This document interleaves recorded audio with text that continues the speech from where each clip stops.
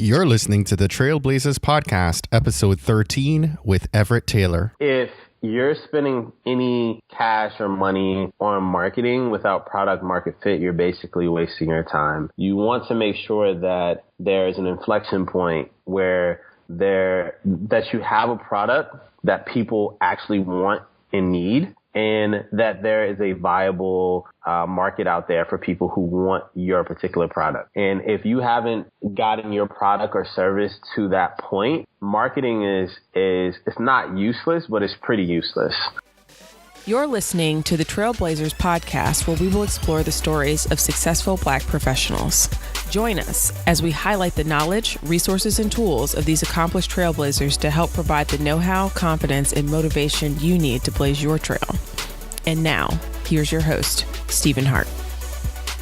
Hello, and welcome back to another episode of the Trailblazers Podcast. Today, I'm pumped to finally have on the show someone I've been reaching out to for more than 5 or 6 months now. His name is Everette Taylor, and he's a young, powerful influencer who happens to be an entrepreneur and marketing executive. Presently, he's the founder and CEO of Millisense, named after his mother, Millicent, and leads growth and marketing for new projects at Microsoft. Now, throughout his career, Everette has maintained a strong track record of helping companies grow through creative, data-driven marketing. He's been called a marketing genius by Forbes, a marketing star by Fortune magazine, a visionary businessman by the Huffington Post, and an innovator who's changing the consumer marketing game by Black Enterprise. Everette's formerly served as chief marketing officer for the popular e-commerce company Sticker Mule, and he also started a business website, GrowthHackers, with renowned entrepreneur Sean Ellis, and led marketing for the platform, taking it from zero to a thriving community that catapults the ideas and strategies of today's marketers to help them think outside the box and establish their value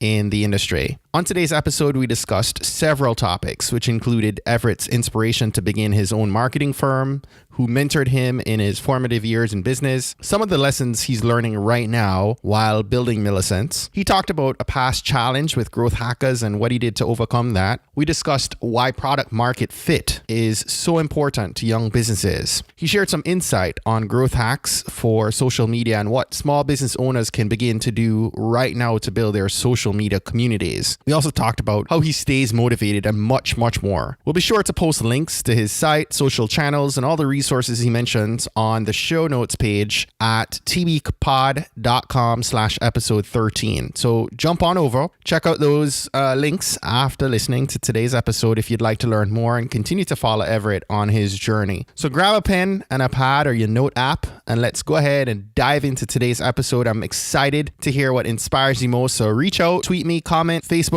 message me your thoughts when we're done today. I hope you enjoy.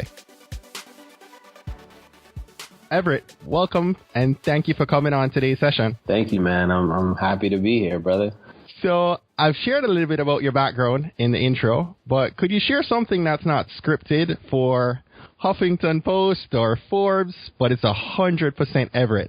100% me. I'm just a hell-bent workaholic that's, striving for success and still trying to balance out enjoying life outside of work and just being a goofball that I am and, spending time with the people that I care about, man. That's what ultimately brings me happiness, man. And so, I work hard and I play hard. And so I try to be a good balance of the two. So what inspired you to start your own marketing firm? Well, it really was, one, I wanted some tax breaks from just doing it under my own name. When I learned about taxes, that hurt. When you start doing consulting personally, you don't realize how, you need to write certain things off because they look at you as your own business, Mm-hmm. And so my first run around, with consulting was not good. And when I saw that money that I owed back to the government. So I started a business and, really I didn't think it would turn into what it turned into. It was supposed to just be like a side project for me. And fortunately it's been able to turn into much, much more. And I'm just blessed to be able to get it to the point that it's gotten to so thus far. Yeah. You've had a great deal of success early on. I'm curious to know, did you have any mentors that actually guided you through your formative years in business? Not really my formative years. I would say the person that sticks out in my mind is a guy by the name of Morgan Brown, and you'll hear me speak on him a lot. I just learned a lot of digital marketing philosophy, I would say. He has, 15 years more experience than I do. I'm only 26. And so to learn from somebody like that is awesome. But as far as my formative years, I've spoken about this candidly. I didn't really have too many mentors to help me through my formative years of learning business and marketing. I just had to make a lot of mistakes, learn fast, fail fast. So that was really my formative years. And I was just fortunate enough to be able to take those lessons learned and turn them into something positive. Could you maybe share with us some of the lessons you're learning right now while you're navigating those early challenges and failures of actually running Millisense? The biggest lessons I learned early on was the power of delegation. And when a company is your baby, you kind of want to have your hands on everything. It's hard for you to trust because in your head, you have a vision of how things should be and how things should be ran. And so one of the things I had to learn early on was that I was taking too much responsibility on my own. And it actually sent me down a path of depression and overwork and just not being happy. And I had to be able to humble myself and be able to put trust in others and hire great people. And, there was a lot of benefit that came from that. If you can find I have an 80% rule. If you can find someone who can do the job 80% as well as you can or more, and that frees you up, to do other things, then that shouldn't be an issue. That's interesting. Man, you're young, you're smart, you're ambitious, but being as successful as you are at such an early age, as you echoed a moment ago, I'm sure you had to be more willing to fail faster than the rest of us so you could attain some of the success you have today. Right. Could you tell me a story about a failure or a challenge in the past in marketing or entrepreneurship and share with me what you did to actually overcome that? Interesting. I have so many. I would say I'll use GrowthHackers for an example for marketing. That was a tough challenge for me. It was the first time I really had to build up a product marketing wise from scratch outside of the company that I started when I was in school. And I didn't get any marketing spend from it. And I wasn't offered any marketing spend, and we had to just build this thing organically and really growth hack the hell out of it, not to be meta. And it was really tough. I had to put a lot of hours in. I had to really break down how to creatively grow this thing without having any funding or backing from anything to do marketing with. And, it really taught me how to work smarter and not harder. I was putting so much time into it and really using data in a way to creatively make marketing strategies that you don't have to spend money was something that really helped me. And having someone like Dylan Lacombe who was right there in the trenches with me. But it was a tough time, man. It was really tough when you're trying to grow something and it's not growing and you're really trying to find every way possible to grow it. And, you're A/B testing and you're trying out different strategies. And it really is that failing fast, learning fast mentality that really got me over the hump.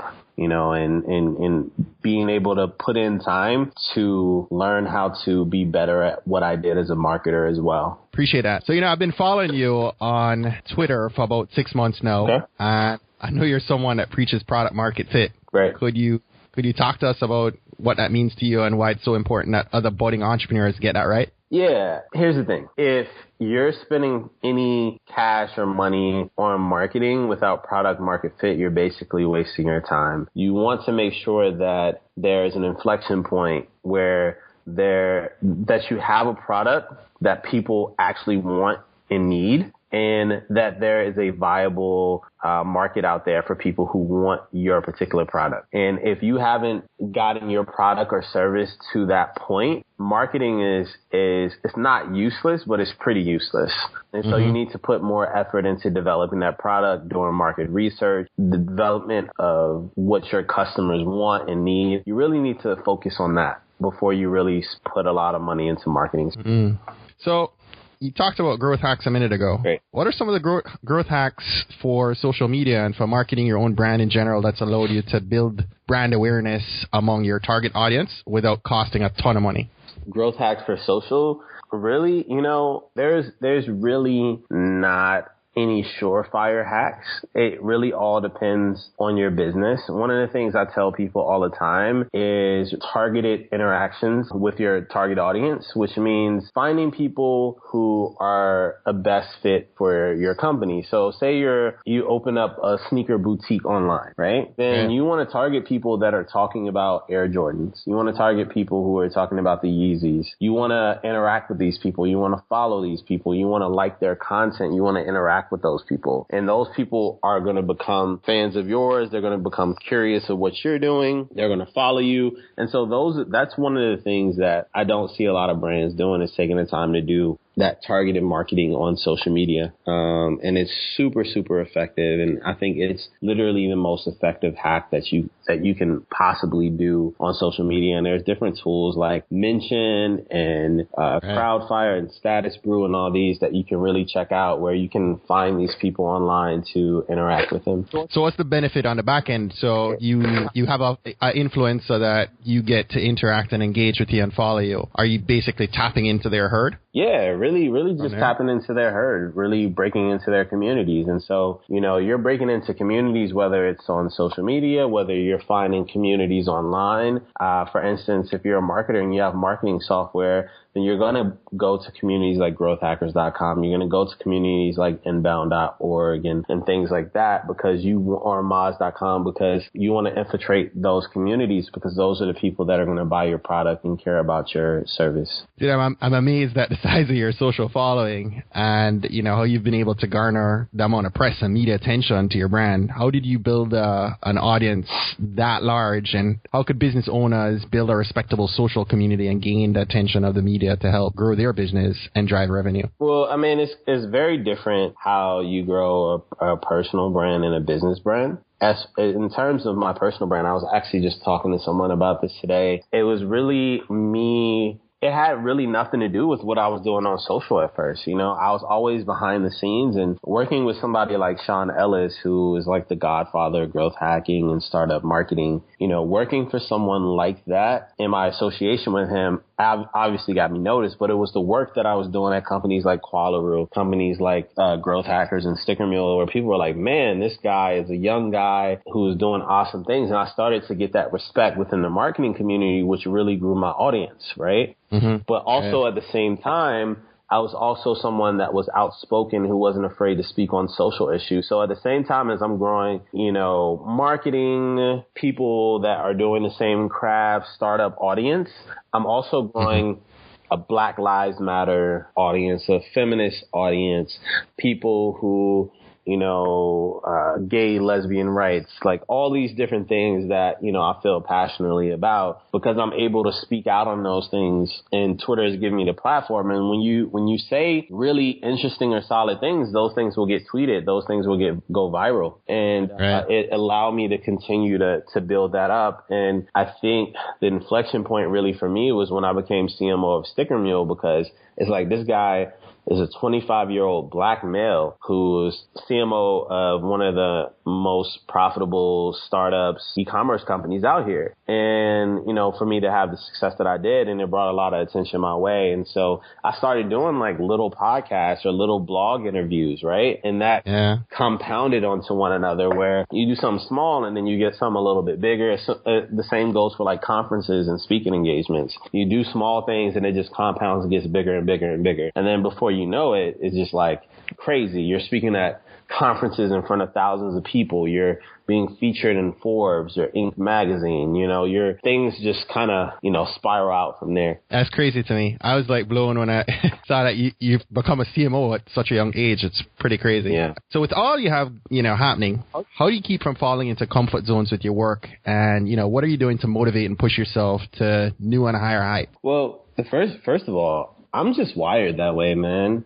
I have always been that way. I've always been very self-motivated, and I never really needed external motivation. Of course, I use external motivation. Of course, I use people that doubt me and things like that to motivate me even more. But I'm just wired that way. I'm always going to be ambitious. I'm always going to be aggressive when it comes to, being successful and being aggressive with the work that I do. Yeah, there isn't a lot that I need to really get me started. But hey, if people want to give me some extra motivation, then I'll take that too. But yeah, I don't lack of motivation on a daily basis. That's pretty cool, man. So what can we look forward to, with you? Are there any big dreams or goals on the vision board for the next 10 years and beyond that you care to share? Man, I'm 26, and what's so interesting about startups is I love startups. It's giving me the platform to be able to grow quickly and learn so much, but there becomes like kind of a glass ceiling that you hit as far as learning, especially when you're an exec, right? You're an exec. And, people are looking to you to learn from you, and not so much you have the opportunity to learn. And so at this point in my career, I want to continue building and working on awesome products. I want to learn a lot because I still feel like I have a lot to learn. And, it takes humility to be able to admit that, especially with my brand and people calling me all these, amazing things. And I'm like, man, I still want to learn. I still have a lot to learn, a lot of experience to gain. And, that's the big thing for me. But eventually I want to, and I've already started working on it, a nonprofit. And, that's what I really want to do. My dream is to one day to run a very, very successful nonprofit and really give back to the people. So, hopefully I'll get on that path and, make that happen. That's pretty cool, man. So, we're nearing the end of today's session, but we'd love to have you share some resources with our listeners and help them sharpen their minds and be able to look to resources they might not have explored before, right? So what's one book you've read in the past year that inspired you? One book in the past year that has inspired me, I think it would probably be Hooked by Nir Eyal. Also written with Ryan Hoover, who's the founder over there at Product Hunt. It really gets into the meat and potatoes of, how people's minds work and the psychological factors of really making people happy and customers happy and things like that. And I think we get so caught up, especially with like growth hacking and digital marketing, we get so caught up in the data, right? We get so caught up in being technical, and we forget that a large part of what we do as entrepreneurs really is about people and understanding people at the end of the day. So I think that was an awesome book. What's something small you've done this month that you're proud of? Small this month, Oh, I've taken out an hour every day to mentor someone differently this past month. Well, I've been doing it for a long time, but it's something small that I do on a daily basis is try to take an hour out of my day when I eat lunch to mentor and guide and help people when I can. And it's crazy because people, I get so many people contact me on a daily basis for help, and I can't get to everybody. But, I try to get to as many people as I can. That's awesome, man.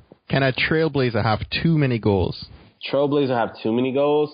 There's no such thing as too many goals, but you need to know how to consolidate your goals and how to really focus, I have tons of goals, but I make sure that I structure them in a way where, I'm not too overwhelmed by them and that I set, realistic paths to achieve my goals. Right. That's important. Now, name an online resource. It could be an app, software, or tool that you use every day in your business and you can't live without it. Honestly, analytical platforms. Obviously, Google Analytics, but Kissmetrics and, different platforms like that, Mixpanel. It really depends on the client we're using. Those analytical platforms are absolutely needed. When I wake up in the morning, I actually check Google Analytics.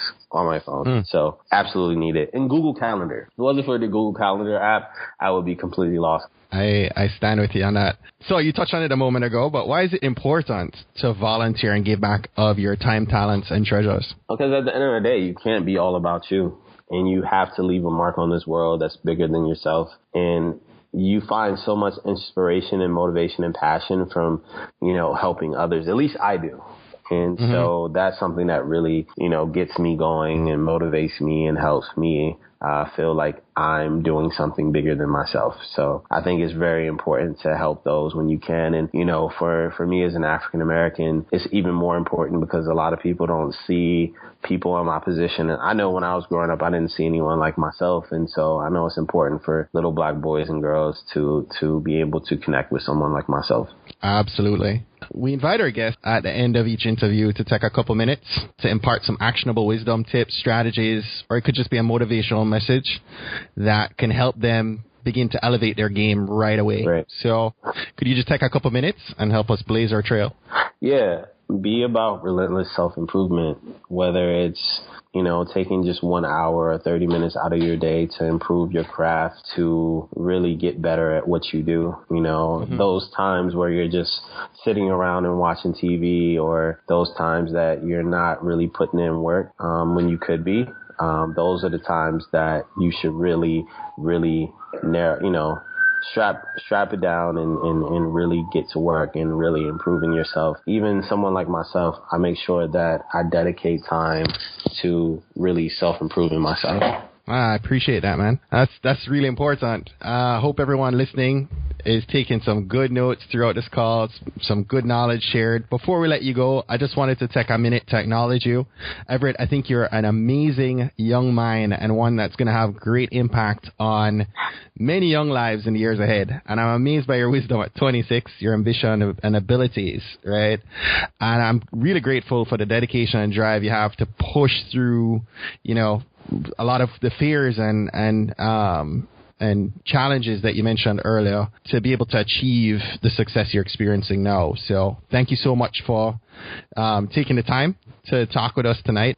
Tell our community how we can stay connected to you, and we'll go ahead and wrap up for today. Yeah, you can find me on Twitter and Instagram. It's just my name at Everette, Everette. And you can also find me on Facebook, Everette Taylor, and then Snapchat, also my name, Everette Taylor. I'm there, so just holla at me. Thank you so very much for taking the time, man. All right. Thank you. Thank you so much, man. All right, Everette. All right, man. Take care. Well, that's it for today. Thanks again for listening to this episode of the Trailblazers podcast. I hope everyone is on fire and ready to begin taking some action today towards building something you're passionate about.